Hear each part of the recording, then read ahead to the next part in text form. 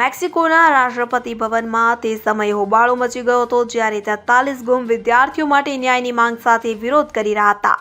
મળતી માહિતી અનુસાર દેખાવકારો લગભગ એક દાયકા પહેલા ગુમ થયેલા 43 વિદ્યાર્થીઓ માટે ન્યાયની માંગ કરવા માટે દેખાવ કરી રહ્યા હતા. બુધવારે પ્રદર્શન દરમિયાન દેખાવકારોએ મેક્સિકોના રાષ્ટ્રપતિ ભવનનો દરવાજો તોડી નાખ્યો હતો. આ ઘટના એવા સમય બની હતી કે જ્યારે રાષ્ટ્રપતિ એન્ડ્રેસ મેન્યુઅલ લોપેઝ રાષ્ટ્રપતિ ભવનની અંદર પ્રેસ કોન્ફરન્સ કરી રહ્યા હતા. દરમિયાન કેટલાક દેખાવકારોએ રાષ્ટ્રપતિ ભવનની અંદર ઘૂસવાનો પ્રયાસ કર્યો હતો. જો કે બિલ્ડિંગની સુરક્ષા માટે તૈનાત સુરક્ષાકર્મીઓએ તેમને ભગાડ્યા હતા. જ્યાં બીજી તરફ રાષ્ટ્રપતિ એન્ડ્રેસ મેન્યુઅલ લોપેઝે આ ઘટનાની જાણ આકરી ટીકા કરી અને તેને ઉશ્કેરણીજનક કૃત્ય ગણાવ્યું હતું.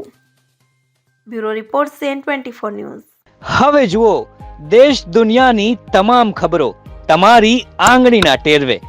ઉઠાવો મોબાઈલ અને Google Play Store પરથી ડાઉનલોડ કરો અમારી CN24 ન્યૂઝ મોબાઈલ એપ.